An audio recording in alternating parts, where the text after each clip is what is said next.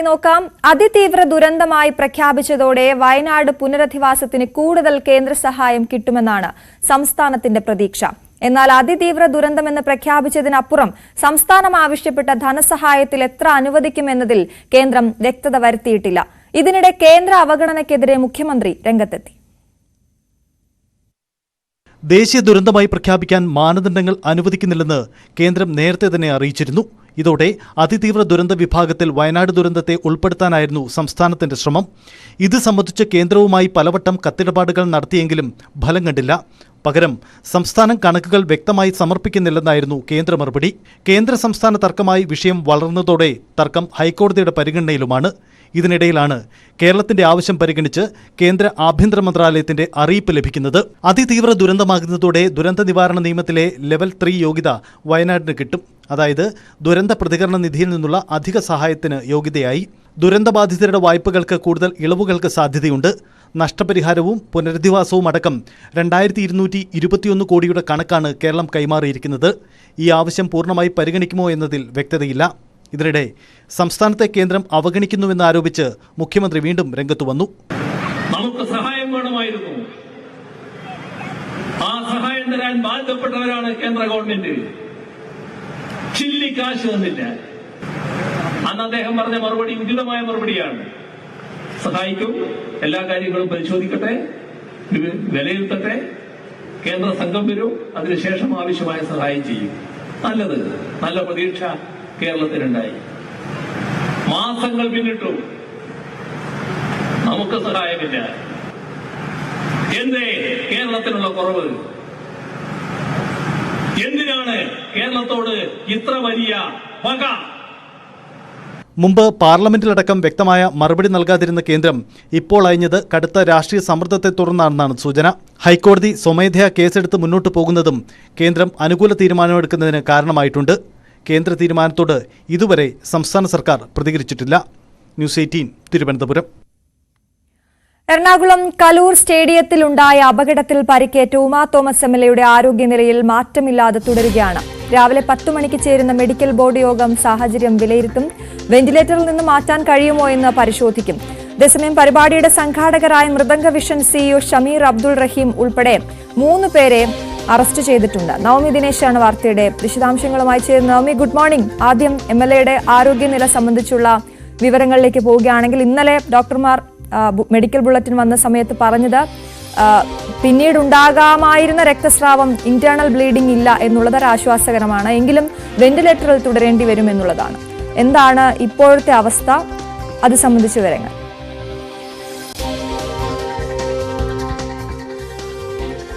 എന്നാലും ഉമാ തോമസിനെ സംബന്ധിച്ചോളം ഇപ്പോൾ ആരോഗ്യനിലയിൽ തൃപ്തിയില്ലാതെ, അതുപോലെ തന്നെ ഇന്നലെ കഴിഞ്ഞ ദിവസം ആശുപത്രിയിൽ എത്തിച്ചതുപോലെ തന്നെയാണ് ഇപ്പോഴും തുടരുന്നത്. വെന്റിലേറ്ററിൽ തന്നെയാണ്. പക്ഷേ അപകടനില തരണം ചെയ്തു എന്നിപ്പോഴും നമുക്ക് പറയാൻ കഴിയില്ല. അങ്ങനെ പ്രാർത്ഥിക്കാം, എത്രയും വേഗം അവർ സുഖം പ്രാപിക്കട്ടെ എന്ന് തന്നെ നമ്മളും പ്രാർത്ഥിക്കുന്നുണ്ട്. തലയ്ക്കും ഒപ്പം നെഞ്ചിനുമേറ്റ ഗുരുതരമായിട്ടുള്ള ഈ വീഴ്ചയിലുണ്ടായ അപകടമാണ് ഇത്തരത്തിലൊരു അപകട നിലയിലേക്ക് ഇപ്പോഴും തുടരാൻ കാരണമെന്നാണ് ഡോക്ടർമാർ പറയുന്നത്. എന്തായാലും കൃത്യമായിട്ടുള്ള വിദഗ്ധ ചികിത്സ തന്നെയാണ് ഉമാ തോമസ് എംഎൽഎക്ക് നൽകിക്കൊണ്ടിരിക്കുന്നത്. ആശുപത്രിയിൽ ബന്ധുക്കളും അതോടൊപ്പം നേതാക്കന്മാർ, ഇന്നലെയൊക്കെ പി രാജീവും ഹൈബി ഈഡൻ MP ഉൾപ്പെടെയുള്ളവർ എത്തുകയും കാര്യങ്ങൾ ഡോക്ടറുമായി സംസാരിക്കുകയും ഒക്കെ ചെയ്തിട്ടുണ്ട്.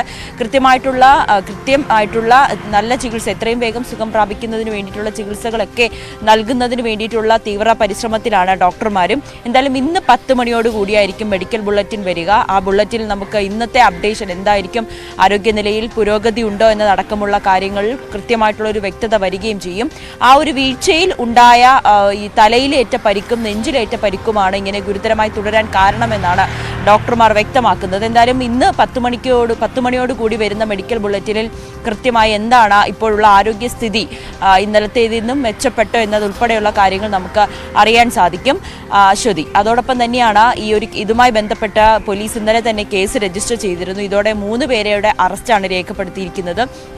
ഒന്ന് ഈ മൃദംഗ വിഷൻ ഈ പരിപാടി സംഘടിപ്പിച്ചത് മൃദംഗ വിഷനാണ്. മൃദംഗ വിഷന്റെ സിഇഒയാണ് ഇന്നലെ രാത്രി 8 മണിയോടുകൂടി അറസ്റ്റ് ചെയ്തത്. ഇപ്പോൾ പാലാരിവട്ടം സ്റ്റേഷനിലാണ്.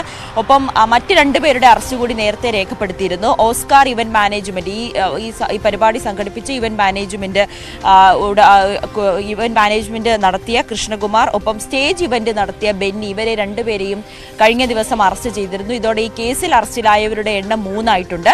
ഒപ്പം മറ്റൊരു കാര്യം കൂടി, 2 പേർ കോടതിയിൽ മുൻകൂർ ജാമ്യാപേക്ഷ തേടി പോയിട്ടുണ്ട്.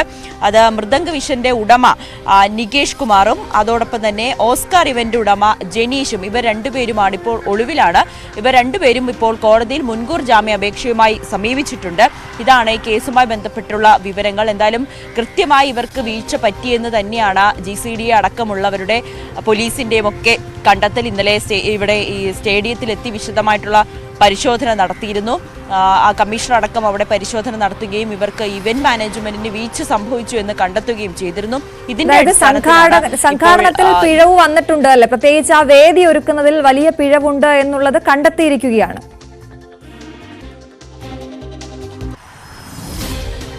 അതെ, അങ്ങനെ തന്നെയാണ് അശ്വതി. ഈ സ്റ്റേജ് ഇവന്റ് നടത്തുന്നതിലും ഈ പരിപാടി സംഘടിപ്പിക്കുന്നതിലുമൊക്കെ വലിയ രീതിയിൽ വീഴ്ച സംഭവിച്ചിട്ടുണ്ട് എന്ന് തന്നെയാണ് GCDA അടക്കം പറയുന്നത്. അതിലേറ്റവും പ്രധാനപ്പെട്ട കാര്യം, നമുക്കറിയാം, ഇന്നലെ നമ്മൾ വിശദമായി അവിടെ ചെന്നതാണ്. ഡാനി അവിടെ എത്തി ആ വിശദമായിട്ടുള്ള കാര്യങ്ങൾ നമ്മൾ പ്രേക്ഷകർക്ക് മുന്നിൽ അവതരിപ്പിച്ചതാണ്. അതിൽ ആ സ്റ്റേജ് ഒരാൾക്ക് മാത്രം ഇരിക്കാൻ കഴിയുന്ന ഒരിടത്താണ് സ്റ്റേജ് കെട്ടി 2 പേർക്ക് ഇരിക്കുന്ന രീതിയിലേക്ക് 2 വരിയിൽ കസേര ഇടുകയും ബലമില്ലാത്ത റിബൺ ഉപയോഗിച്ച് കെട്ടി മറയ്ക്കുകയും ഒക്കെ ചെയ്തത്. അതിൽ പിടിച്ചാണ് ഉമാ തോമസ് താഴേക്ക് വീഴുന്നത്. അത്രയും ഗുരുതരമായിട്ടുള്ള പിഴവാണ് ഈ സംഘാടകരുടെ ഭാഗത്തു നിന്ന് അല്ലെങ്കിൽ ഈവന്റ് മാനേജ്മെന്റിന്റെ ഭാഗത്തു നിന്നും ഉണ്ടായതെന്ന് നമുക്ക് ഉറപ്പിച്ച് പറയാൻ കഴിയും. അങ്ങനെ തന്നെയാണ് GCDAയുടെയും പോലീസിന്റെയും ഒക്കെ റിപ്പോർട്ടിൽ പറയുന്നത്. ഇതിന്റെ അടിസ്ഥാനത്തിലാണ് കൂടുതൽ അറസ്റ്റുകൾ വരും ദിവസങ്ങളിൽ ഉണ്ടാകാൻ സാധ്യത. അതോടൊപ്പം തന്നെയാണ് ഇപ്പോൾ ഇന്നലെ രാത്രിയോടുകൂടി അറസ്റ്റിലായ ഈ മൃദംഗ വിഷൻ CEO പാലാരിവട്ടം പോലീസ് സ്റ്റേഷനിലാണ് ഇപ്പോഴും. ശരി നവമി, ഒപ്പം ഇതിനിടെ ഉയർന്നു വന്ന ചില പരാതികളുണ്ടല്ലോ, ഈ സംഘാടകർക്കെതിരെയൊക്കെ ചില രക്ഷിതാക്കളും രംഗത്ത് വന്നിരുന്നു. നമ്മളോടൊക്കെ അവർ തുറന്നു പറയുന്നുണ്ടായിരുന്നു, ഈ സംഘാടനത്തിൽ ആകെ പിഴവുണ്ട് അല്ലെങ്കിൽ തട്ടിപ്പ് നടക്കുന്നു എന്ന രീതിയിലൊക്കെയുള്ള പ്രതികരണങ്ങൾ ഉണ്ടായിരുന്നല്ലോ. അതിലെന്തെങ്കിലും കേസെടുക്കുകയോ അന്വേഷണം ആരംഭിക്കുകയോ ഒക്കെ ചെയ്തിട്ടുണ്ടോ?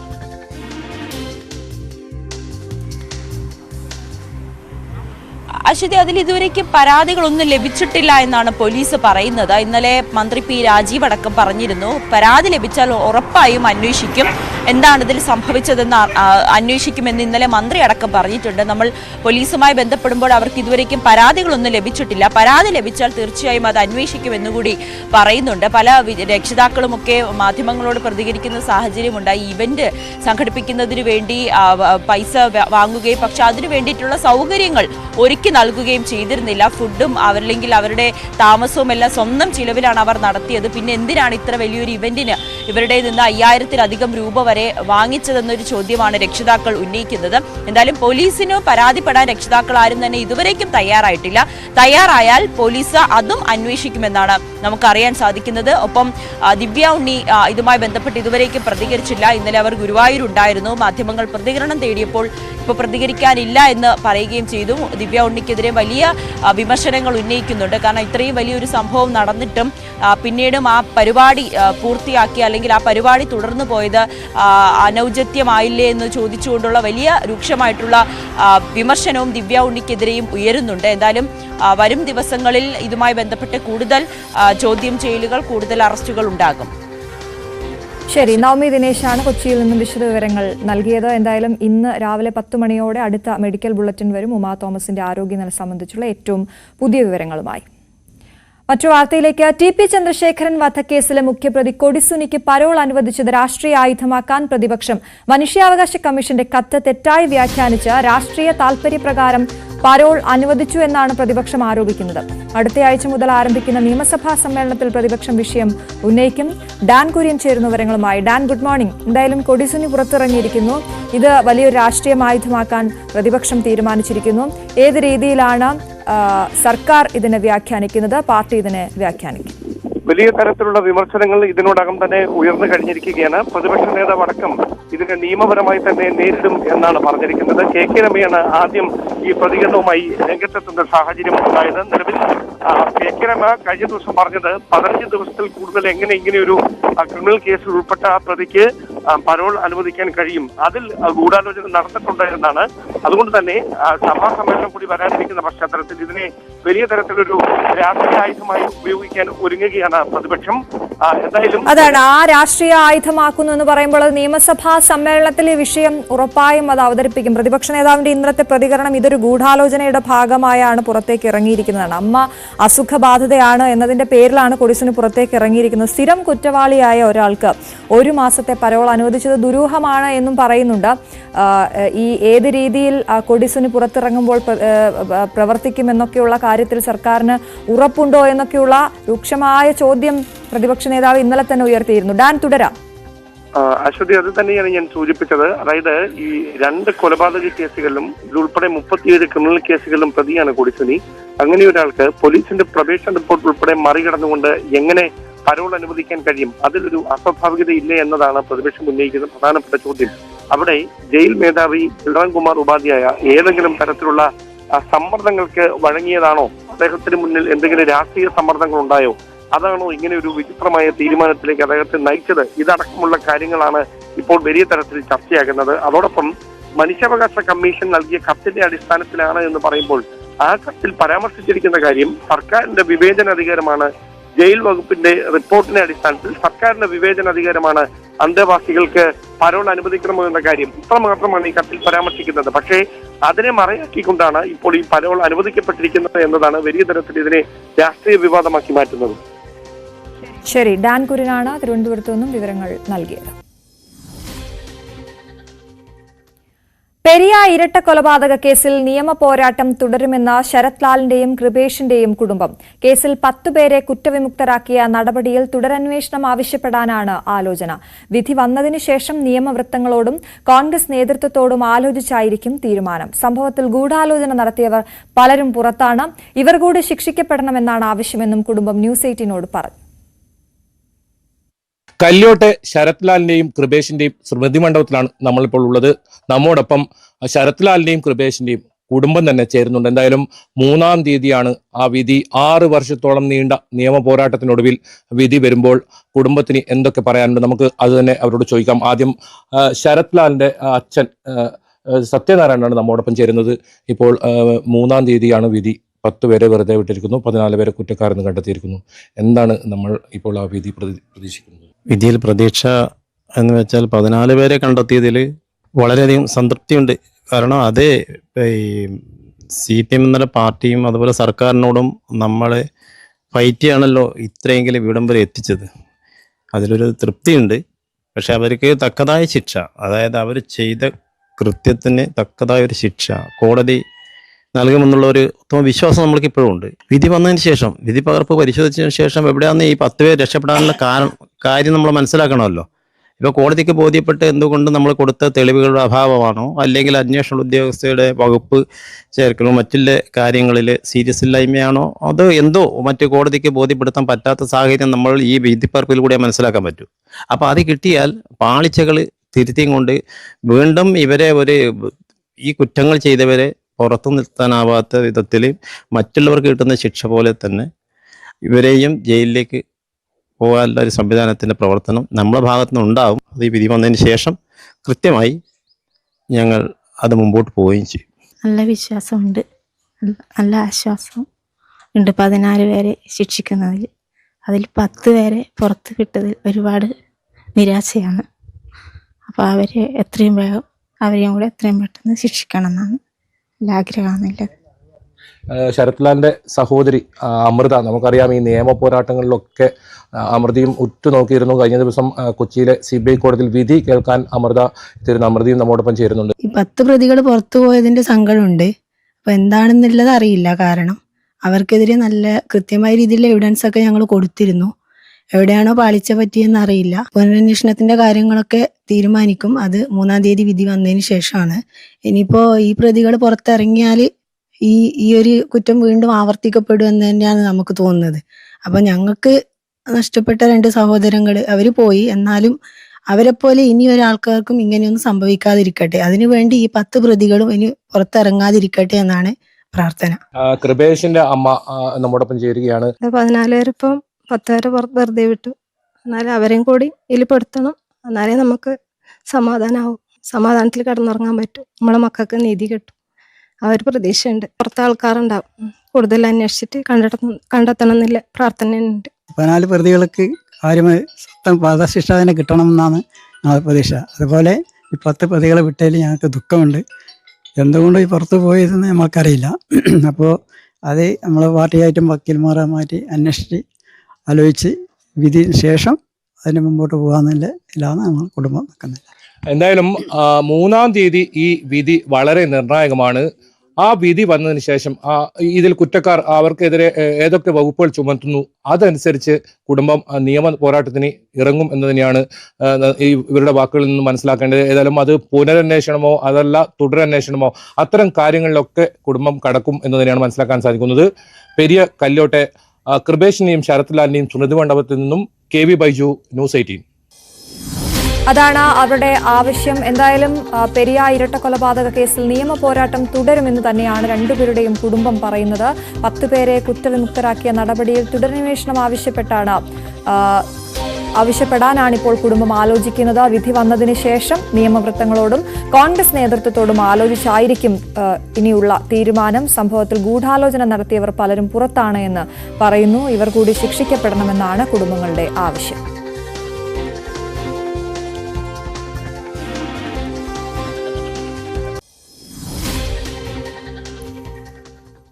സ്പാഡെക്സിലൂടെ ചരിത്രമെഴുതിയ ISRO 2 കൃത്രിമ ഉപഗ്രഹങ്ങളെ ബഹിരാകാശത്ത് വെച്ച് കൂട്ടിച്ചേർക്കുന്ന അതിസങ്കീർണമായ ഡോക്കിംഗ് പരീക്ഷണം ISRO വിജയകരമായി വിക്ഷേപിച്ചു. ശ്രീഹരിക്കോട്ട സതീഷ് ധവാൻ സ്പേസ് സെന്ററിൽ ഇന്നലെ രാത്രി 9:58 വിക്ഷേപണം. ഉപഗ്രഹങ്ങൾ ജനുവരി 7 ബഹിരാകാശത്ത് വെച്ച് കൂടിച്ചേരും. 2, 1, 0. Lift off normal. That's a marvelous liftoff of PSLV C-60 SpaceX mission on the go. Space docking experiment അഥവാ സ്പാഡെക്സ് 2 കൃത്രിമ ഉപഗ്രഹങ്ങളെ ബഹിരാകാശത്ത് വെച്ച് കൂട്ടിച്ചേർക്കുന്ന അതിസങ്കീർണ ഡോക്കിംഗ് പരീക്ഷണം. ഇന്നലെ രാത്രി 9:58 2 പേടകങ്ങളെയും വഹിച്ച് PSLV C-60 വിക്ഷേപണ വാഹനം സതീഷ് ധവാൻ സ്പേസ് സെന്ററിൽ നിന്ന് വിജയകരമായി പറന്നുയർന്നു. ഭാവി ചാന്ദ്ര ദൌത്യങ്ങളിലും ഇന്ത്യയുടെ സ്വന്തം ബഹിരാകാശ നിലയമായ ഭാരതീയ അന്തരീക്ഷ സ്റ്റേഷന്റെ നിർമ്മാണത്തിനും അനിവാര്യമായ സാങ്കേതിക വിദ്യയായ ഡോക്കിംഗിന്റെ ചരിത്ര പരീക്ഷണമാണ് സ്പാഡെക്സ് ദൌത്യം. PSLV C-60 റോക്കറ്റ് വിക്ഷേപിക്കുന്ന 2 കൃത്രിമ ഉപഗ്രഹങ്ങളെ 470 കിലോമീറ്റർ ഉയരത്തിലുള്ള സർക്കുലർ ലോ എർത്ത് ഓർബിറ്റിൽ വെച്ച് കൂട്ടിച്ചേർക്കുകയാണ് ഇസ്രോയുടെ ലക്ഷ്യം. SpaceX B and SpaceX A satellites are separated. जी हाँ, और रेंज ऑपरेशन डायरेक्टर ने इसकी पुष्टि की. दोनों मुख्य उपग्रह B और SpaceX A दोनों को सफलतापूर्वक उद्देश्य कक्षा में प्रक्षेपित कर दिया गया है. Do continue to follow the social media handles of ISRO for the updates on the space handshake. Travel to almost a 20 kilometer distance away, and then the rendezvous and docking process will start, and we hope that the docking process can happen in another 1 week. The nominal time is going to be approximately 7th of January. So I am waiting for the panel deployment status. I think you have the status? Yes. So I would like to say that the panels of the satellites have been deployed successfully. So congratulations to the entire team of the PSLV project who put the satellite in the right orbit. SDX-01, SDX-02 എന്നിങ്ങനെയാണ് ഈ ഉപഗ്രഹങ്ങളുടെ പേര്. ഓരോ ഉപഗ്രഹത്തിനും 220 kilogram വീതമാണ് ഭാരം. ഒറ്റ വിക്ഷേപണത്തിന് ശേഷം വേർപെടുന്ന ഈ പേടകങ്ങൾ തമ്മിലുള്ള അകലം 5 kilometre, 1.5 kilometre, 500 metre, 15 metre, 3 metre എന്നിങ്ങനെ പതിയെ കുറച്ചുകൊണ്ടുവന്നാണ് ബഹിരാകാശത്ത് വെച്ച് കൂട്ടിയോജിപ്പിക്കുക. സ്പാഡെക്സ് ദൌത്യം 66 ദിവസം നീണ്ടുനിൽക്കും. 2 വർഷമാണ് ഉപഗ്രഹങ്ങളുടെ ആയുസ്. സ്പാഡെക്സ് പരീക്ഷണം വിജയകരമായി വിക്ഷേപിച്ചതോടെ ISRO പുതുചരിത്രമാണ് കുറിച്ചത്. ദൌത്യം പൂർണ്ണമായാൽ അമേരിക്ക, റഷ്യ, ചൈന എന്നീ രാജ്യങ്ങൾക്ക് ശേഷം ബഹിരാകാശ ഡോക്കിംഗ് സാങ്കേതിക വിദ്യയുള്ള 4ാമത്തെ മാത്രം രാജ്യമായി ഇന്ത്യ മാറും. News desk, news 18.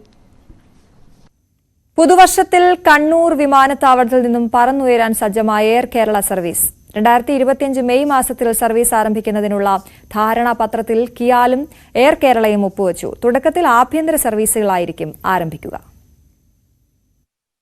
കുറഞ്ഞ ചിലവിൽ വിമാനയാത്ര സാധ്യമാക്കുക എന്ന ലക്ഷ്യവുമായാണ് എയർ കേരള സർവീസ് ആരംഭിക്കുന്നത്. വടക്കൻ കേരളത്തിലെ ടൂറിസം സാധ്യതകൾ കൂടി പ്രയോജനപ്പെടുത്തും വിധമായിരിക്കും കണ്ണൂരിൽ നിന്നുള്ള സർവീസുകൾ. ആദ്യഘട്ടത്തിൽ ATR വിമാനങ്ങൾ ഉപയോഗിച്ച് ആഭ്യന്തര സർവീസുകൾ ആരംഭിക്കും. പിന്നീട് സിംഗിൾ അയൽജെറ്റ് വിമാനങ്ങൾ ഉപയോഗിച്ച് അന്താരാഷ്ട്ര സർവീസുകളും ആരംഭിക്കാനാണ് പദ്ധതി. ഇന്റർനാഷണൽ ഓപ്പറേഷൻ വരുമ്പോഴേക്ക് 20 എയർക്രാഫ്റ്റ് എങ്കിലും വേണം. അത് ATR നിർബന്ധമില്ല, പക്ഷേ 20 എയർക്രാഫ്റ്റ് എന്നുള്ളതിലേക്ക് ഞങ്ങൾ ഗ്രാജുവലി ഇൻക്രീസ് ചെയ്യും. ബിഗിനിങ്ങിൽ ATR കൊണ്ടാണ്, അത് ഗ്രാജുവലി ഞങ്ങൾ എന്ത് ചെയ്യും, പിന്നെ അത് നാനോ ബോഡിയിലേക്ക് മൂവ് ചെയ്യും. ഒരു 15 എബോവിലേക്ക് വരുന്ന സമയത്ത് പിന്നെ നമ്മൾ നാനോ ബോഡിയിലേക്ക് വന്ന് ലോങ്ങസ്റ്റ് റൂട്ട് എടുക്കാൻ. ധാരണാപത്രത്തിൽ എയർ കേരള CEO ഹരീഷ് കുട്ടിയും കിയാൽ ചീഫ് ഓപ്പറേറ്റിംഗ് ഓഫീസർ അശ്വിനി കുമാറും ഒപ്പുവെച്ചു. വാർത്താ സമ്മേളനത്തിൽ എയർ കേരള ചെയർമാൻ അഫി അഹമ്മദും കിയാൽ MD C ദിനേഷ് കുമാറും ധാരണാപത്രം പരസ്പരം കൈമാറി. എയർ കേരള സർവീസ് ആരംഭിക്കുന്നത് കണ്ണൂർ വിമാനത്താവളത്തിന്റെ വളർച്ചയ്ക്ക് മുതൽക്കൂട്ടാകും. ന്യൂസ് 18 കണ്ണൂർ. ലൈംഗിക അതിക്രമ കേസുകളിൽ സർക്കാരിനെ പ്രതിസന്ധിയിലാക്കിയ സന്ദേശ് ഖാലിയിൽ ഇന്ന് പശ്ചിമബംഗാൾ മുഖ്യമന്ത്രി മമതാ ബാനർജി സന്ദർശനം നടത്തും. ലോക്സഭാ തെരഞ്ഞെടുപ്പിന് മുന്നോടിയായി ലൈംഗിക പീഡന വിവാദം പൊട്ടിപ്പുറപ്പെട്ടതിന് ശേഷം ഇതാദ്യമായാണ് മമതാ ബാനർജി സ്ഥലത്തെത്തുന്നത്. കിരൺ ബാബു ആണ് ന്യൂസ് ഡെസ്കിൽ നിന്ന് വിവരങ്ങളുമായി ചേരുന്നത്. Kiran, good morning. മമതാ ബാനർജിയുടെ ഈ യാത്രയ്ക്ക് ഇപ്പോൾ എത്രത്തോളം പ്രാധാന്യമുണ്ട്?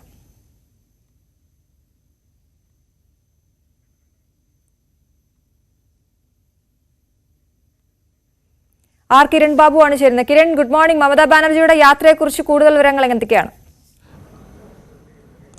അശ്വതി, സന്ദേശ് ഖാലിയിലെ വിവാദങ്ങൾക്ക് ശേഷം അന്ന് വലിയ പ്രക്ഷോഭങ്ങളുമൊക്കെ ഉണ്ടായതിനു സമയത്തൊന്നും തന്നെ ഈ സ്ഥലം സന്ദർശിക്കുവാൻ ബംഗാൾ മുഖ്യമന്ത്രി മമതാ ബാനർജി തയ്യാറായിരുന്നില്ല. പലതവണ അവർ സന്ദർശിക്കണമെന്നുള്ള ആവശ്യമൊക്കെ ഉയർന്നെങ്കിലും ആ സ്ഥലം സന്ദർശിക്കാൻ തയ്യാറായില്ല. അവിടുത്തെ കഴിഞ്ഞ ലോക്സഭാ തെരഞ്ഞെടുപ്പിന് മുമ്പാണ് ഇതൊരു രാഷ്ട്രീയ വിവാദമായി ഉയർന്നത്. അവിടെ ഉയർന്ന ലൈംഗിക പീഡന കേസും അതിൽ തൃണമൂൽ കോൺഗ്രസ് നേതാവിൻ്റെ പങ്കും, തൃണമൂൽ കോൺഗ്രസ് നേതാവിനെ അറസ്റ്റ് ചെയ്യാതെ തുടർച്ചയായി സംരക്ഷിച്ചതുമായി ബന്ധപ്പെട്ടാണ് പ്രധാനമായും ഇത്തരം വിവാദങ്ങളൊക്കെ ഉയർന്നത്. വലിയ ജനകീയ പ്രക്ഷോഭമൊക്കെ ഉയർന്നെങ്കിലും ആ സമയത്തൊന്നും സ്ഥലം സന്ദർശിക്കാൻ മമതാ ബാനർജി തയ്യാറായില്ല എന്ന് മാത്രമല്ല, തുടക്കഘട്ടത്തിലാകമാനം ഈ നേതാവിനെ അടക്കം തൃണമൂൽ നേതാക്കളെ സംരക്ഷിക്കുന്ന നിലപാടാണ് ഈ സർക്കാർ, ബംഗാൾ സർക്കാർ സ്വീകരിച്ചത്.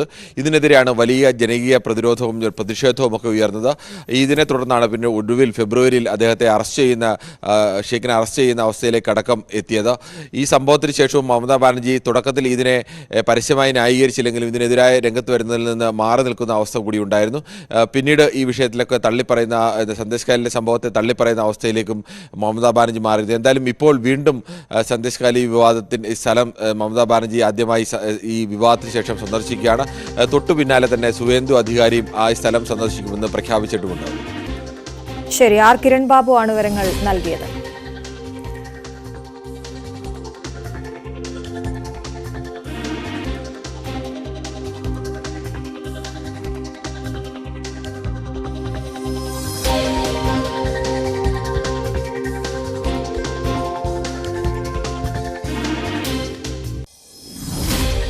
ഇപ്പോൾ കൊച്ചിയിൽ നിന്നും പുറത്തുവരുന്ന ഒരു ആശാവഹമായ വാർത്ത പ്രേക്ഷകരിലേക്ക് എത്തിക്കുകയാണ്. ഉമാ തോമസ് MLA കണ്ണുകൾ തുറന്നു എന്ന വാർത്ത വരുന്നു. കൈകാലുകൾ അനക്കി എന്ന് കുടുംബം പറയുന്നു. മകൻ ഉമാ തോമസിനെ കണ്ടു. എന്തായാലും മെഡിക്കൽ ബുള്ളറ്റിൻ 10 മണിക്കാണ് വരിക. ഈ ഒരു അപ്ഡേഷൻ പ്രേക്ഷകരിലേക്ക് എത്തിച്ചതാണ്. എന്തായാലും ആശാവഹമായ പുരോഗതി ഉണ്ടാകട്ടെ എന്ന് നമുക്ക് ആഗ്രഹിക്കാം. മറ്റൊരു വാർത്തയിലേക്ക്. ശരണം വിളികളുമായി മല കയറിയെത്തിയ ആയിരങ്ങൾക്ക് ദർശന പുണ്യവുമായി മകരവിളക്ക് തീർത്ഥാടനത്തിനായി ക്ഷേത്രനട തുറന്നു. തന്ത്രി കണ്ഠര രാജീവരുടെ സാന്നിധ്യത്തിൽ മേൽശാന്തി S അരുൺകുമാർ നമ്പൂതിരിയാണ് ഇന്നലെ നട തുറന്നത്. ജനുവരി 14-നാണ് ഭക്തജന ലക്ഷങ്ങൾ കാത്തിരുന്ന മകരവിളക്ക് മഹോത്സവം നടക്കുന്നത്. ജനുവരി 19 വരെ തീർത്ഥാടകർക്ക് ദർശനം സാധ്യമാകും. ജനുവരി 20-ന് രാവിലെ നട അടയ്ക്കും. നട തുറന്നതോടെ വലിയ ഭക്തജന തിരക്കാണ് സന്നിധാനത്ത്. ഇന്നലെ രാത്രി സന്നിധാനം തീർത്ഥാടകരെ കൊണ്ട് നിറഞ്ഞിട്ടുണ്ട്. ഇനിയുള്ള ദിവസങ്ങളിൽ മകരവിളക്ക് വരെ തിരക്ക് കൂടും.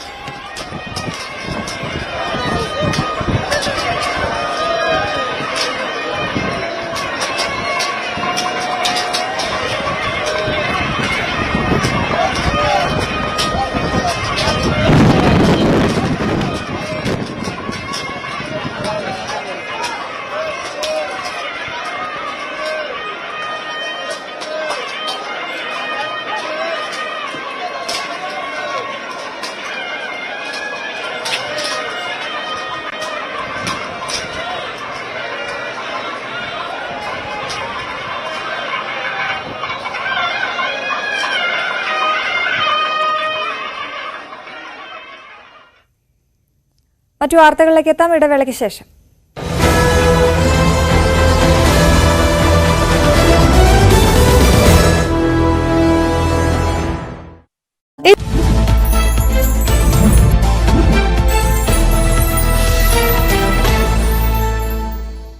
നമസ്കാരം, ഫാസ്റ്റ് ന്യൂസിലേക്ക് സ്വാഗതം.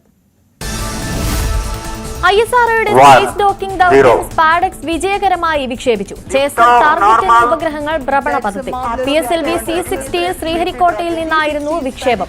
ബഹിരാകാശത്ത് 2 ഉപഗ്രഹങ്ങളെയും കൂട്ടിച്ചേർക്കും. ദൗത്യം വിജയിച്ചാൽ സ്പേസ് ഡോക്കിംഗ് സാങ്കേതിക വിദ്യയുള്ള 4ാമത്തെ രാജ്യമാകും ഇന്ത്യ.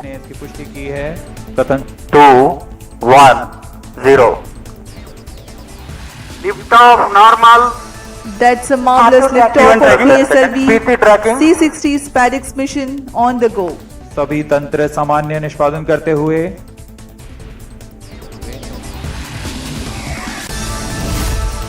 മുണ്ടക്കൈ ചൂരൽമല ഉരുൾപൊട്ടൽ അതിതീവ്ര ദുരന്തമായി പ്രഖ്യാപിച്ച് കേന്ദ്ര സർക്കാർ. കേരളത്തിന്റെ ആവശ്യം കേന്ദ്രം അംഗീകരിച്ചു.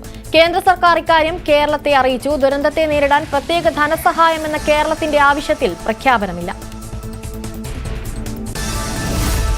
യമൻ പൗരനായ യുവാവ് കൊല്ലപ്പെട്ട കേസിൽ ജയിലിൽ കഴിയുന്ന മലയാളി നഴ്സ് നിമിഷപ്രിയയുടെ വധശിക്ഷ നടപ്പാക്കും. 1 മാസത്തിനകം ശിക്ഷ നടപ്പാക്കാൻ യമൻ പ്രസിഡന്റ് അനുമതി നൽകി. കൊല്ലപ്പെട്ട തലാൽ അബ്ദു മെഹദിയുടെ കുടുംബവുമായും അദ്ദേഹം ഉൾപ്പെടുന്ന ഗോത്രത്തിന്റെ തലവന്മാരുമായും മാപ്പപേക്ഷയ്ക്കുള്ള ചർച്ചകൾ വഴിമുട്ടിയതോടെയാണ് ശിക്ഷ നടപ്പാക്കുന്നത്. 1 മാസത്തിനകം വധശിക്ഷ നടപ്പാക്കിയേക്കുമെന്നാണ് സൂചന.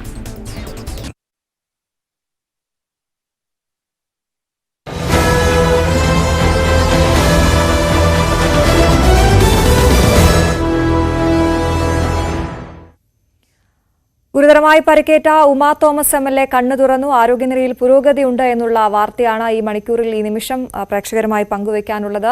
നവമി ദിനേശ് വിവരങ്ങളുമായി ചേരുകയാണ്. നവമി, അബോധാവസ്ഥയിലായിരുന്നു, വെന്റിലേറ്ററിലാണ് ഇപ്പോഴും ഉള്ളത് എന്നറിയുന്നു. എന്തൊക്കെയാണ് ഏറ്റവും ഒടുവിൽ ലഭിക്കുന്ന വിവരങ്ങൾ?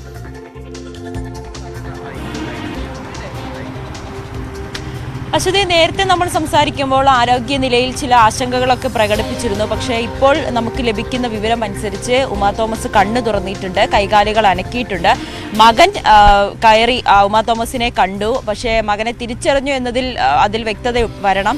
എന്തായാലും കണ്ണ് തുറന്നിട്ടുണ്ട്, മകനെ കണ്ടു എന്നാണ് പറയുന്നത്.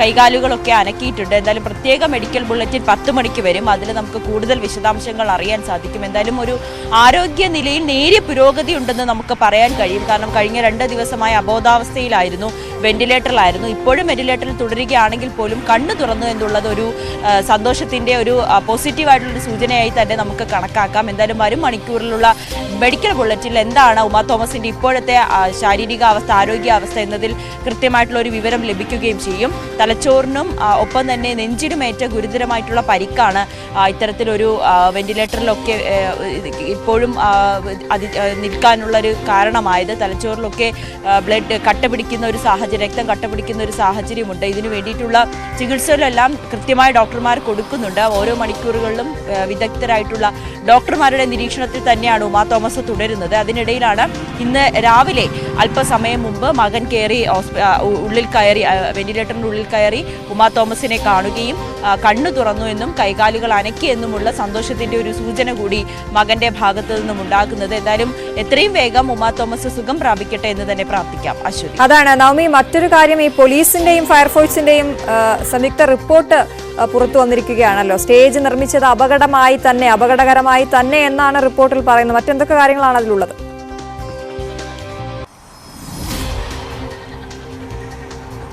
അശ്വതി, നേരത്തെ തന്നെ ഒരു റിപ്പോർട്ട് ഈ GCDAയുടെയും പോലീസിന്റെയും ഒക്കെ റിപ്പോർട്ട് വന്നിരുന്നു. അതിൽ കൃത്യമായി പറയുന്നുണ്ട് ഈ സംഘാടകർക്ക് പറ്റിയ വീഴ്ച തന്നെയാണെന്ന്. ഇപ്പോൾ എന്തായാലും ഈ സംഭവത്തിൽ വൻ സുരക്ഷാ വീഴ്ചയുണ്ടെന്ന് തന്നെയാണ് സംയുക്ത പരിശോധനാ റിപ്പോർട്ട് പറയുന്നത്. പോലീസിന്റെയും ഫയർഫോഴ്സിന്റെയും പൊതുമരാമത്ത് വിഭാഗത്തിന്റെയും കൂടിയാണ് ഈ റിപ്പോർട്ട് തയ്യാറാക്കിയത്.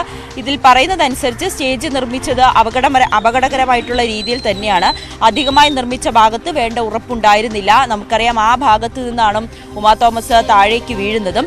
VIP സ്റ്റേജിനടുത്തായി ആംബുലൻസ് ഇല്ലാതിരുന്നത് അടിയന്തര വൈദ്യസഹായം ലഭിക്കാൻ വൈകി. അതോടൊപ്പം പരിശീലനം ലഭിക്കാത്തവരാണ് ഉമാ തോമസിനെ ആംബുലൻസിലേക്ക് മാറ്റിയത്. നമ്മൾ കണ്ടതാണ്, ആ ദൃശ്യങ്ങൾ കണ്ടതാണ്. ഉമാ തോമസിനെ ആംബുലൻസിലേക്ക് കൊണ്ടുപോയത് അവിടെ ഉണ്ടായിരുന്ന കുറച്ച് ആളുകൾ തന്നെയാണ്. അതിലൊക്കെ ഈ ഗുരുതരമായി വീണ് പരിക്കേറ്റ ഉമാ തോമസിനെ എടുത്ത് കൊണ്ടുപോകുന്നതിലുമൊക്കെ ചില വീഴ്ചകൾ ഉണ്ടായി. അതുകൊണ്ട് തന്നെയാണ് അപകടങ്ങൾ കൂടുതലായതും എന്നുകൂടിയൊരു റിപ്പോർട്ട് ലഭിക്കുന്നുണ്ട്. അങ്ങനെ തന്നെയാണ് ഈ സംയുക്ത റിപ്പോർട്ടിലും പറയുന്നത്. എന്തായാലും അടിയന്തര വൈദ്യസഹായം നൽകാൻ വൈകി എന്നുകൂടി ഈ റിപ്പോർട്ടിൽ പറയുന്നുണ്ട്.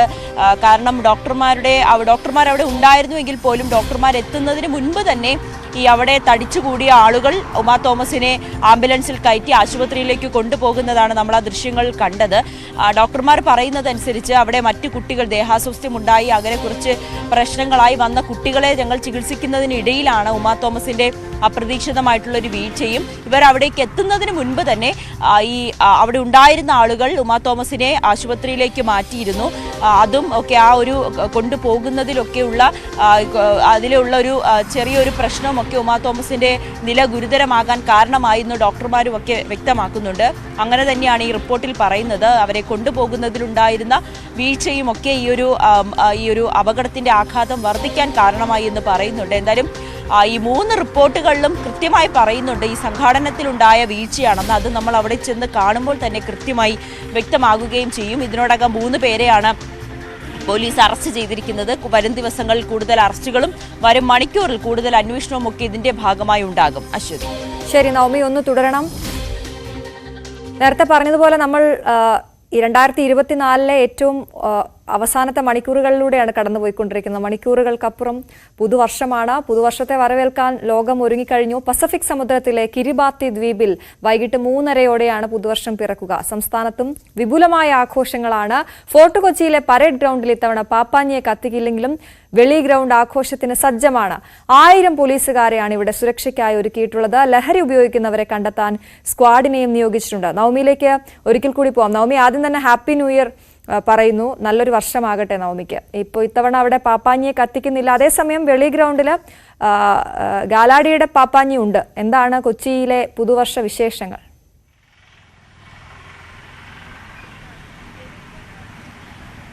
Aswathy, happy new year. കൊച്ചിക്കാരെ സംബന്ധിച്ച് ഇന്നത്തെ ദിവസം അത്രയേറെ സന്തോഷത്തിന്റെയും ആഘോഷത്തിന്റെയും ദിവസമാണ്. നമുക്കറിയാം കേരളത്തിൽ തന്നെ ഇത്ര മനോഹരമായി ന്യൂ ഇയർ ആഘോഷിക്കുന്ന ഒരിടം ഫോർട്ട് കൊച്ചി അല്ലാതെ മറ്റൊന്നില്ല എന്ന് നമുക്ക് ഉറപ്പിച്ച് പറയാം. അത്രയേറെ മനോഹരമായിട്ടുള്ള രാവായിരിക്കും ഇന്ന് ഫോർട്ട് കൊച്ചിയിൽ ഉണ്ടായിരിക്കുന്നത്.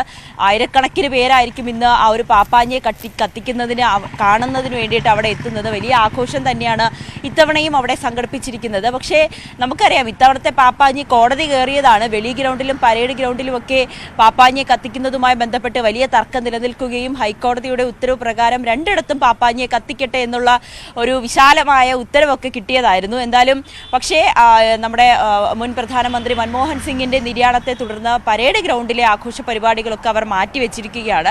2-ാം തീയതി മാത്രമേ അവിടെ പാപ്പാഞ്ഞിയെ കത്തിക്കൂ എന്നുള്ളൊരു തീരുമാനത്തിലേക്ക് എത്തുന്നു. പക്ഷേ വെളി ഗ്രൗണ്ടിൽ ഇത്തവണ ആ സൂപ്പർ പാപ്പാഞ്ഞിയെ കത്തിക്കും. രാത്രി 12 മണിയോടുകൂടി തന്നെ ഈ 2024 നമ്മുടെ ദുഃഖങ്ങളും വിഷമങ്ങളും ഒക്കെ മാറി പുതിയൊരു വർഷത്തെ നമ്മൾ വരവേൽക്കാൻ വേണ്ടിയിട്ട് തയ്യാറാകുമ്പോൾ ആളുകളും ജനങ്ങളെല്ലാവരും വലിയ പ്രതീക്ഷയിലും സന്തോഷത്തിലുമാണ്. 2025 അവരുടെ ആഗ്രഹങ്ങളൊക്കെ സാധിച്ച് നല്ലൊരു വർഷമാകട്ടെ എന്ന് ആശംസിക്കാം. ഇപ്പോൾ നമുക്ക് കുറച്ച് ചേച്ചിമാർ ഇവിടെ കൂടിയിട്ടുണ്ട്. നമുക്ക് അവരോട് തന്നെ ചോദിക്കാം.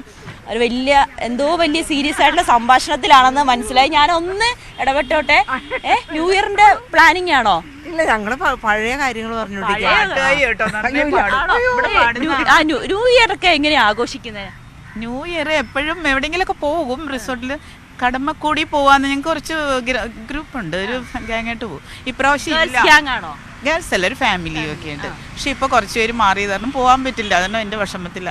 അപ്പൊ ഇത്തവണത്തെ ന്യൂ ഇയർ വീട്ടിൽ തന്നെ? ഞാനൊക്കെ വീട്ടിൽ തന്നെ ആഘോഷിക്കും. അതായത് ഞങ്ങള് ആ കാണുന്ന ആ പുഴക്കരയിലെ വീട്.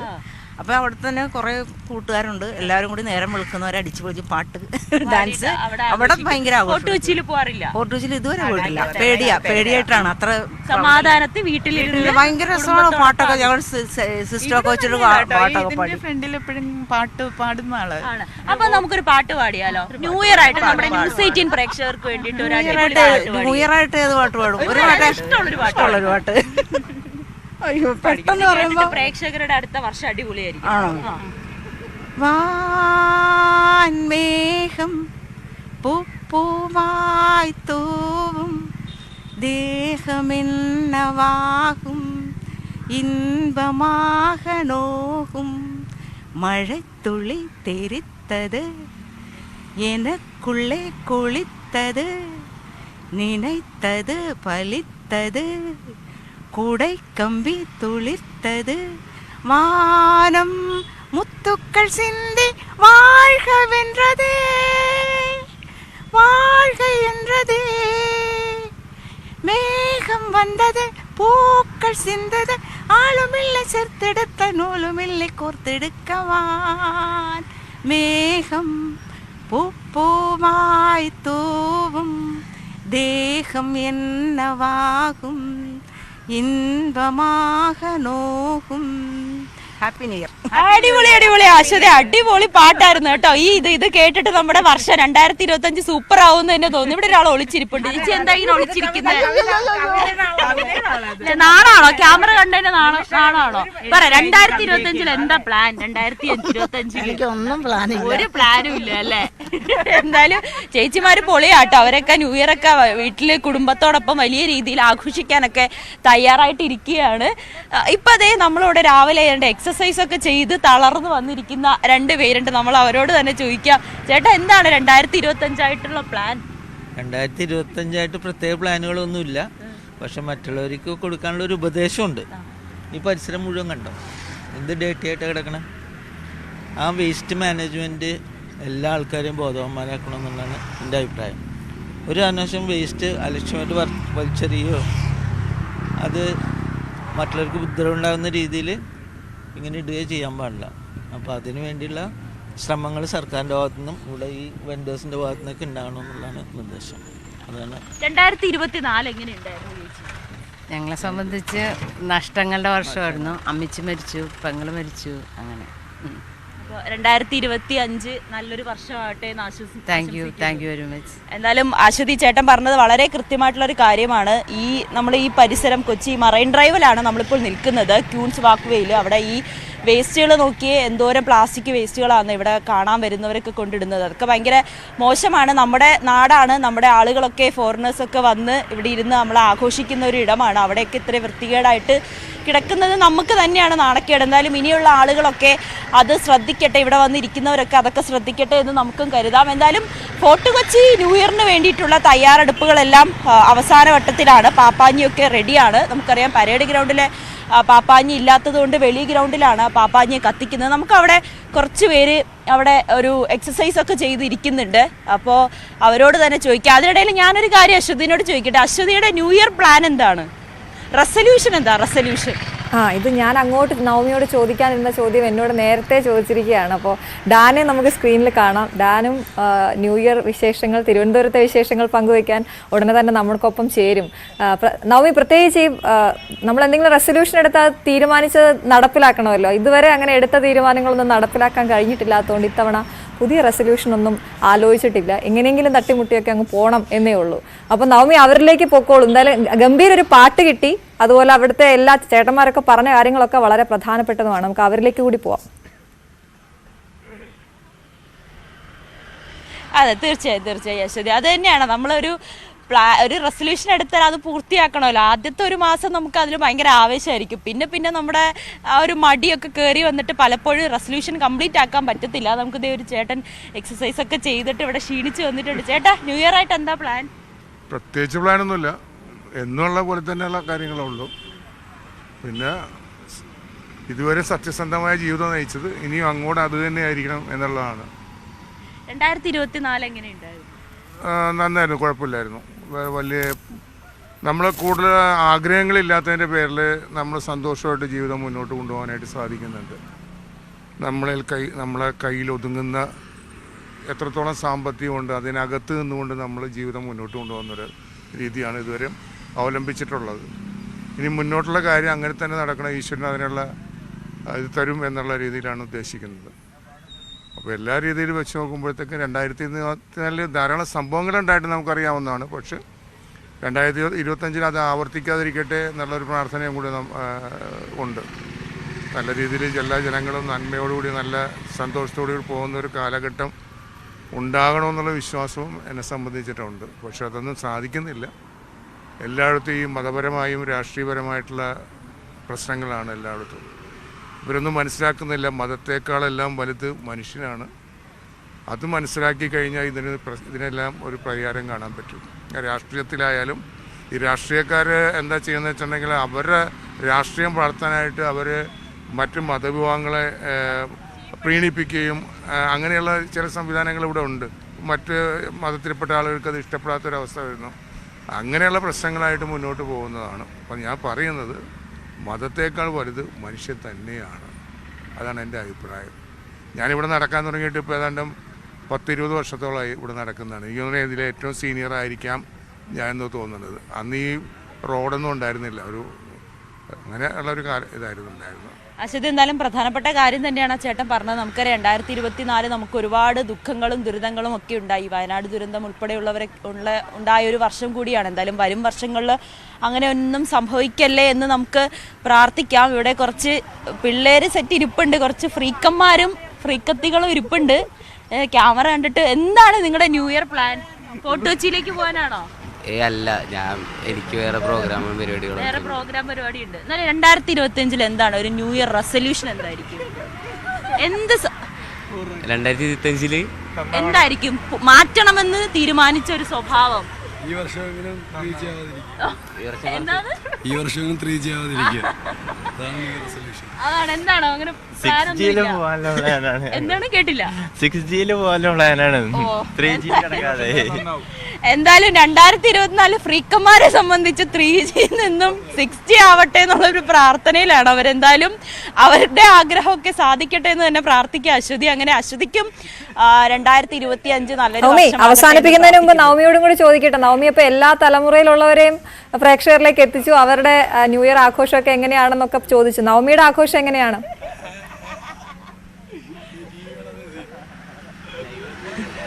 എല്ലാ വർഷത്തെയും പോലെ ഈ ന്യൂ ഇയറും വീട്ടിൽ കിടന്ന് ഉറങ്ങിയായിരിക്കും ഞാൻ ആഘോഷിക്കുക. രാത്രി അങ്ങനെ ന്യൂ ഇയർ ആഘോഷിക്കാൻ എങ്ങും പോകുന്നതോ അല്ലെങ്കിൽ അത്തരത്തിലുള്ള പരിപാടികളൊന്നും ഇല്ല. വീട്ടിൽ കിടന്ന് ഉറങ്ങുക, രാവിലെ എണീറ്റ് ഡ്യൂട്ടിക്ക് വരിക, എന്നത്തെയും പോലൊരു ദിവസം, അത്രേ ഉള്ളൂ. ശരി, അപ്പൊ എന്തായാലും അത് ഗംഭീരമായിട്ട് നടക്കട്ടെ. നല്ല ഉറക്കം കിട്ടട്ടെ നവമിക്ക്. ഹാപ്പി ന്യൂ ഇയർ ഒരിക്കൽ കൂടി. ഞാൻ ഡാനിലേക്ക് പോവാണ്. ഡാൻ തിരുവനന്തപുരത്താണ് ഉള്ളത്. തിരുവനന്തപുരത്തെ സംബന്ധിച്ച് നമ്മൾ ന്യൂ ഇയറിലേക്ക് കടക്കുമ്പോൾ ഏതൊക്കെയാണ് പ്രധാനപ്പെട്ട സ്പോട്ട്? ഒപ്പം ഇവിടുത്തെ നിയന്ത്രണങ്ങളൊക്കെ എങ്ങനെയാണ്?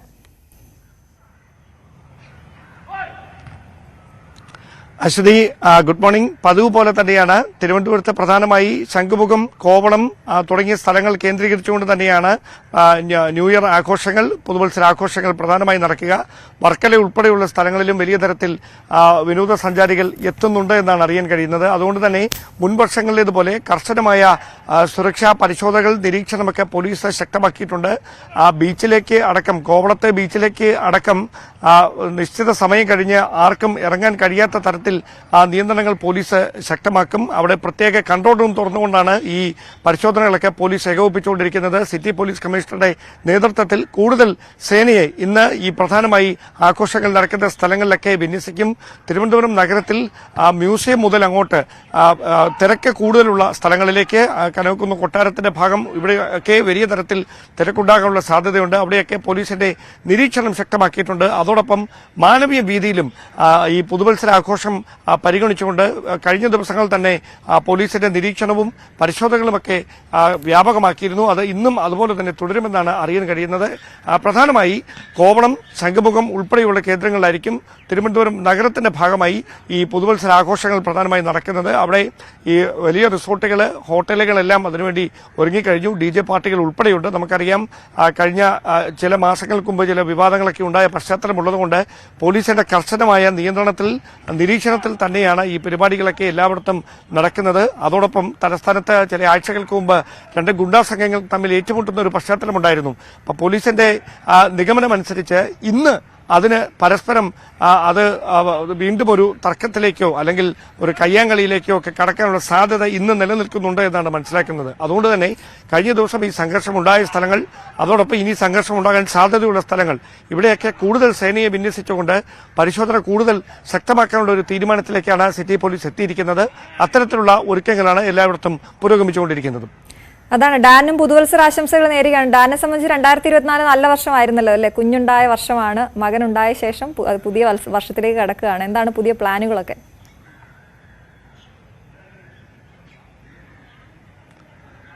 പുതിയ പ്ലാനുകൾ എന്ന് പറഞ്ഞാൽ അങ്ങനെ പ്ലാനുകളായിട്ടൊന്നുമില്ല. പിന്നെ നമ്മുടെ ജീവിതത്തിലേക്ക് ഒരാളൂടെ പുതിയതായിട്ട് എത്തുമ്പോൾ അത് നൽകുന്ന ഒരു സന്തോഷമുണ്ട്. പക്ഷെ അവരുടെ ഒപ്പം നമുക്ക് നിങ്ങളുടെയൊക്കെ ഈ തോരയുള്ള വിളി കാരണം അവരുടെ ഒപ്പം നമുക്ക് സമയം ചെലവഴിക്കാൻ പറ്റുന്നില്ല. ചുളിവിലൊരു ലീവ് ചോദിച്ചിരിക്കുകയാണ്. അപ്പൊ അതിന് പരിഹാരം ഉണ്ടാകുമെന്ന് ഞാൻ പ്രതീക്ഷിക്കുകയാണ്. ഡാൻ, എന്തായാലും ഹാപ്പി ന്യൂ ഇയർ ഒരിക്കൽ കൂടി. Happy new year Aswathy. Thank U.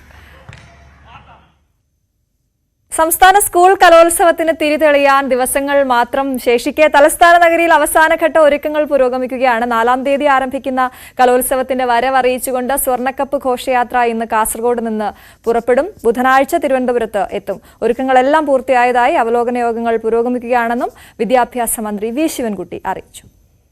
15,000-ഓളം കലാപ്രതിഭകൾ, 249 ഇനങ്ങൾ, 25-ലേറെ വേദികൾ. തലസ്ഥാന നഗരി ഒരുങ്ങിക്കഴിഞ്ഞു 63ാമത് സംസ്ഥാന സ്കൂൾ കലോത്സവത്തെ വരവേൽക്കാൻ. മുഖ്യവേദിയായ സെൻട്രൽ സ്റ്റേഡിയത്തിൽ 7,000 ചതുരശ്ര അടിയിൽ കൂറ്റൻ പന്തലാണ് ഒരുങ്ങുന്നത്. മുൻകാലങ്ങളിൽ നിന്ന് വ്യത്യസ്തമായി അലുമിനിയം ജർമ്മൻ ഹാങ്ങർ ടെന്റ് പന്തലാണ് ഇത്തവണ ഉയരുന്നത്. അലുമിനിയം ചട്ടക്കൂടിൽ PVC കോട്ടിംഗ് ഉള്ള ഷീറ്റ് ഉപയോഗിച്ച് മേൽക്കൂര തീർക്കുന്നതാണ് ഈ പന്തൽ. 12,000 കസേരകൾ വരെ ഒരേ സമയം നിരത്താൻ കഴിയുന്ന തരത്തിലാണ് ക്രമീകരണങ്ങളെന്നും സംഘാടകർ അറിയിച്ചു. ഗതാഗത ക്രമീകരണങ്ങളുടെ ഭാഗമായി KSRTC ബസ് സ്റ്റാൻഡിൽ പ്രത്യേക കൗണ്ടറുകൾ സജ്ജമാക്കിയിട്ടുണ്ട്. വാഹനങ്ങളുടെ പ്രവേശനം പാസ് വഴി നിയന്ത്രിക്കുമെന്നും വിദ്യാഭ്യാസ മന്ത്രി വി ശിവൻകുട്ടി. മൈതാനത്തിനകത്ത് വാഹനങ്ങൾ കയറുന്നത് പിന്നെ പാസിന്റെ അടിസ്ഥാനത്തിലോ അല്ലെങ്കിൽ നിയന്ത്രണ വിധേയമായിട്ടുണ്ടായിരിക്കും കയറ്റിവിടുന്നത്. 2025 ജനുവരി മാസം 1-ാം തീയതി 4 മണിക്ക് ഇതിന്റെ ഈ ഹാളിന്റെ പണി പൂർത്തീകരിച്ച് പ്രധാന വേദിയുടെ പണി പൂർത്തീകരിച്ച് സംഘാടക സമിതിയെ ഏൽപ്പിക്കുമെന്നാണ് ഇതിന്റെ കരാറുകാരൻ പറഞ്ഞിരിക്കുന്നത്. പാർക്കിംഗ് ഗ്രൗണ്ടുകൾ കോർപ്പറേഷൻ സഹായത്തോടെ കൂടുതലായി കണ്ടെത്തും. വിവിധ ജില്ലകളിൽ നിന്നെത്തുന്ന വിദ്യാർത്ഥികൾക്ക് താമസ സൗകര്യങ്ങളടക്കം ഉറപ്പുവരുത്തിയതായും വിദ്യാഭ്യാസ മന്ത്രി അറിയിച്ചു. പബ്ലിസിറ്റിക്ക് കോടതി ഉത്തരവ് കാരണം നിയന്ത്രണങ്ങൾ നിലവിലുണ്ട്.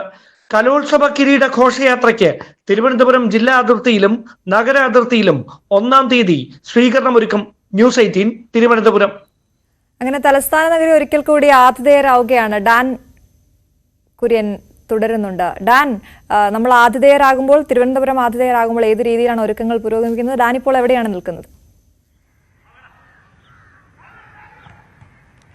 അശ്വതി, ഞാനിപ്പോൾ ഉള്ളത് ഈ കലോത്സവത്തിന്റെ മുഖ്യവേദിയായ തിരുവനന്തപുരം സെൻട്രൽ സ്റ്റേഡിയത്തിലാണ്. സെൻട്രൽ സ്റ്റേഡിയത്തിലെ ഇതാണ് നമ്മൾ ഈ റിപ്പോർട്ടിൽ സൂചിപ്പിച്ച അലൂമിനിയം ജർമ്മൻ ഹാങ്ങർ ടെന്റ് പന്തൽ. അതായത് മുൻപൊന്നും ഇങ്ങനെയൊരു പന്തൽ ഇവിടെ ഉയർന്നിട്ടില്ല.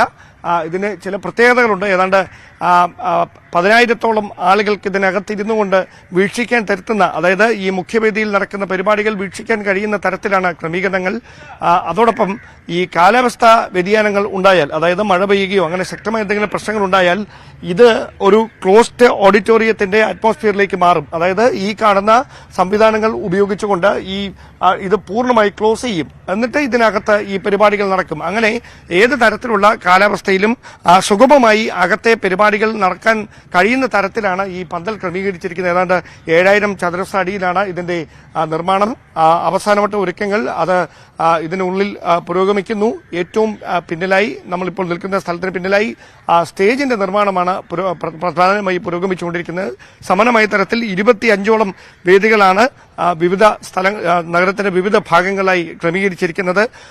ഈ മത്സരങ്ങളിൽ പങ്കെടുക്കുന്നതിന് വേണ്ടി മാത്രം 15,000-ഓളം ആളുകൾ, കലാപ്രതിഭകൾ, അതോടൊപ്പം അവർക്കൊപ്പം എത്തുന്ന അധ്യാപകർ, മാതാപിതാക്കൾ, ബന്ധുക്കൾ, സുഹൃത്തുക്കൾ, അങ്ങനെ വലിയൊരു ക്രൗഡിനെ വരുന്ന 3-ാം തീയതി മുതൽ തലസ്ഥാന നഗരിയിലേക്ക് പ്രതീക്ഷിക്കുന്നുണ്ട് സംഘാടകർ. അവർക്ക് താമസ സൗകര്യം, ഭക്ഷണ സൗകര്യം ഇതടക്കമുള്ള ക്രമീകരണങ്ങളൊക്കെ സജ്ജമാകുന്നുണ്ട്. പുത്തരിക്കണ്ട മൈതാനത്താണ് ഈ പാചകപ്പുര ഒരുങ്ങുന്നത്. അതുമായി ബന്ധപ്പെട്ട ഈ ഭക്ഷണ സാധനങ്ങൾ, പച്ചക്കറി അടക്കം എല്ലാ ജില്ലകളിൽ നിന്നും സ്വീകരിക്കുന്ന തരത്തിലുള്ള ക്രമീകരണങ്ങളൊക്കെ സജ്ജമാക്കുന്നുണ്ട്. അത് കഴിഞ്ഞ ദിവസം എന്റെ ഉദ്ഘാടനം നമ്മുടെ കോട്ടൺ ഹിൽ സ്കൂളിൽ വെച്ച് വിദ്യാഭ്യാസ മന്ത്രി തന്നെയാണ് നിർവഹിക്കുകയും ചെയ്തത്. അതോടൊപ്പമാണ് കാസർഗോഡ് നിന്ന് സ്വർണ്ണക്കപ്പിന്റെ ഘോഷയാത്ര ആരംഭിക്കുന്നത്. അതിന് വിവിധ സ്ഥലങ്ങളിൽ സ്വീകരണങ്ങൾ ഏറ്റുവാങ്ങിക്കൊണ്ടാണ് ബുധനാഴ്ച തിരുവനന്തപുരത്തേക്ക് എത്തുന്നത്.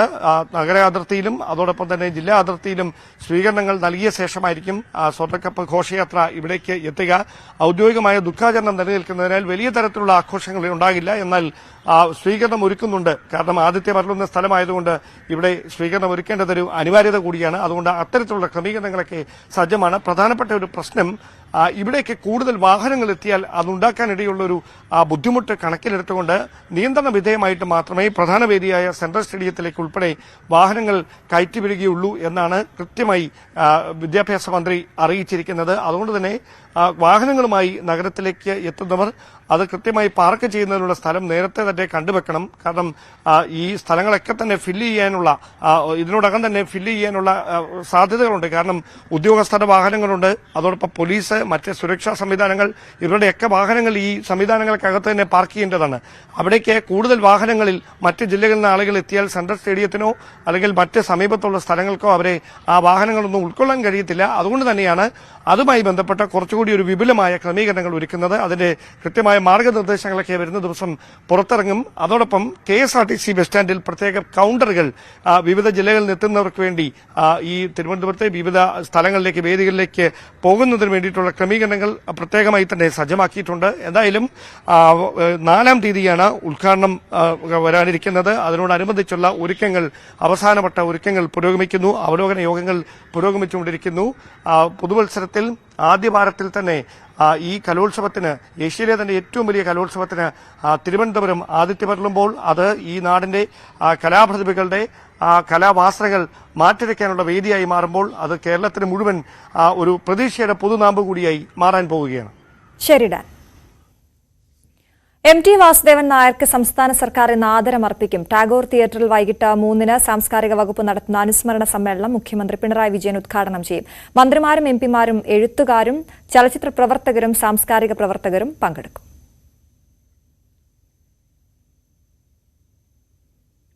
നമ്മളിനി സ്പെഷ്യൽ ഡേ സെഗ്മെന്റിലേക്ക് പോവുകയാണ്. ഇപ്പോൾ ഡിസംബർ 31 ബർത്ത്ഡേ ആയിട്ടുള്ള അല്ലെങ്കിൽ സ്പെഷ്യൽ ഡേ ആയിട്ടുള്ള എല്ലാവർക്കും ആശംസകൾ അറിയിക്കുകയാണ്. അവർക്ക് എല്ലാവർക്കും പുതുവത്സര ആശംസകൾ കൂടി നേരുകയാണ്. തിരുവനന്തപുരം തോന്നയ്ക്കലിലെ സിദ്ദിഖിന്റെയും തസ്നിയയുടെയും മകൾ സ്വാലിഹ സെഹറിൻ മോളുടെ 3ാമത്തെ പിറന്നാളായിരുന്നു. ഇന്നലെയായിരുന്നു മോളെ. Belated happy birthday to you. നല്ല ദിവസങ്ങളാകട്ടെ, നല്ല വർഷമാകട്ടെ വരുന്നത്.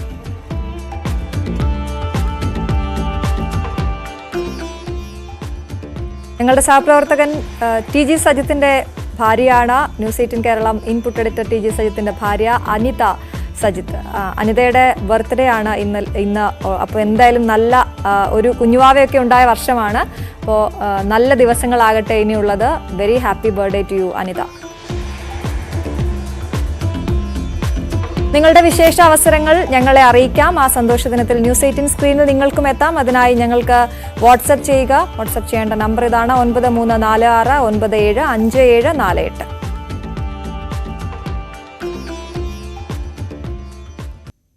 ഇനി ഇന്ന് സംഭവിക്കാനിരിക്കുന്ന കാര്യങ്ങൾ വളരെ വേഗത്തിൽ എന്തെല്ലാമെന്ന് നോക്കാം. ഇന്നിത് സംഭവിക്കും.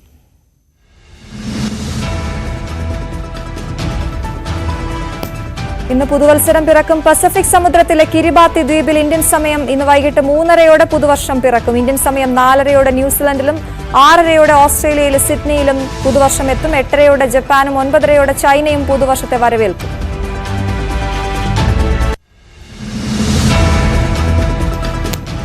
UAE പ്രഖ്യാപിച്ച പൊതുമാപ്പ് കാലാവധി ഇന്ന് അവസാനിക്കും. UAEയിൽ മാത്രം 2 ലക്ഷം പേരാണ് പൊതുമാപ്പ് പ്രയോജനപ്പെടുത്തിയത്. സെപ്റ്റംബർ 1-ന് പ്രഖ്യാപിച്ച പൊതുമാപ്പ് ആനുകൂല്യമാണ് ഇന്ന് അവസാനിക്കുന്നത്. താമസരേഖകൾ നിയമാനുസൃതമാക്കാതെ തുടരുന്നവരെ പിടികൂടാൻ നാളെ മുതൽ കർശന പരിശോധന തുടങ്ങും.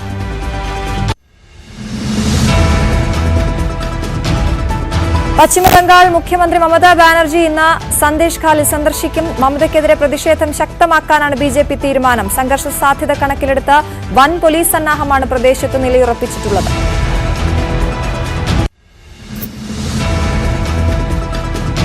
അനിശ്ചിതകാല നിരാഹാര സമരം തുടരുന്ന കർഷക നേതാവ് ജഗ്ജീത് സിംഗ് ദല്ലേവാളിനെ ആശുപത്രിയിലേക്ക് മാറ്റാൻ സുപ്രീം കോടതി അനുവദിച്ച സമയം ഇന്ന് അവസാനിക്കും. എന്നാൽ ആശുപത്രിയിലേക്ക് ഇല്ലെന്ന നിലപാടിലാണ് ദല്ലേവാൾ. സമരം ചെയ്യാൻ തനിക്കുമേൽ സമ്മർദ്ദമില്ലെന്നും ദല്ലേവാൾ പറഞ്ഞു. പഞ്ചാബ് ഹരിയാന അതിർത്തിയായ ഖനൌരിയിൽ 1 മാസത്തിലേറെയായി ജഗ്ജീത് നിരാഹാര സമരത്തിലാണ്.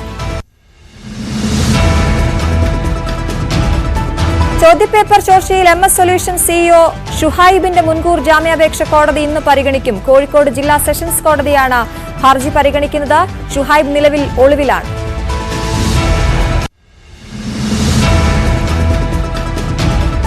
പൊതുജനങ്ങളുടെ പരാതികൾ പരിഹരിക്കുന്നതിന് കൊല്ലം ജില്ലയിൽ മന്ത്രിമാരുടെ നേതൃത്വത്തിൽ നടത്തുന്ന കരുതലും കൈത്താങ്ങും താലൂക്ക് അദാലത്ത് ഇന്ന് തുടങ്ങും. രാവിലെ 10 മുതൽ C. കേശവൻ മെമ്മോറിയൽ ടൗൺ ഹാളിൽ അദാലത്ത് നടക്കും. ഇതുവരെ 222 പരാതികളാണ് ലഭിച്ചിട്ടുള്ളത്.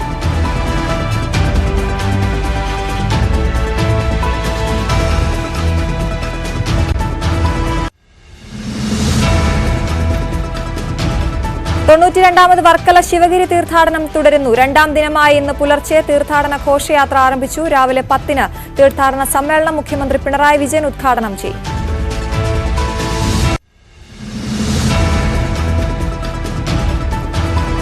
സംസ്ഥാന സ്കൂൾ കലോത്സവത്തിന്റെ ഭാഗമായുള്ള സ്വർണ്ണക്കപ്പ് ഘോഷയാത്ര ഇന്ന് കാസർഗോഡ് നിന്ന് ആരംഭിക്കും. തിരുവനന്തപുരത്ത് ജനുവരി 4-നാണ് കലോത്സവത്തിന് തിരിതെളിയുന്നത്.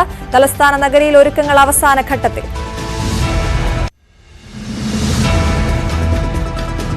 സന്തോഷ് ട്രോഫി ഫൈനൽ ഇന്ന്. കലാശപ്പോരിൽ കേരളം പശ്ചിമബംഗാളിനെ നേരിടും. ഇന്ന് രാത്രി 7:30-ന് ഹൈദരാബാദിലെ GMC ബാലയോഗി അത്ലറ്റിക് സ്റ്റേഡിയത്തിൽ വെച്ചാണ് മത്സരം.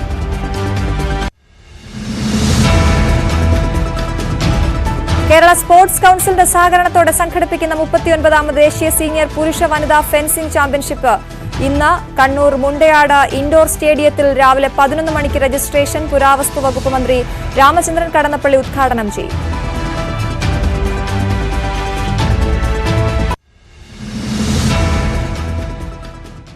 എല്ലാവർക്കും ഒരിക്കൽ കൂടി ഒരു നല്ല പുതുവർഷം ആശംസിക്കുകയാണ്. ഇനി സോഷ്യൽ മീഡിയയിലെ വൈറൽ വീഡിയോകളുമായി ഇത് കണ്ടോ.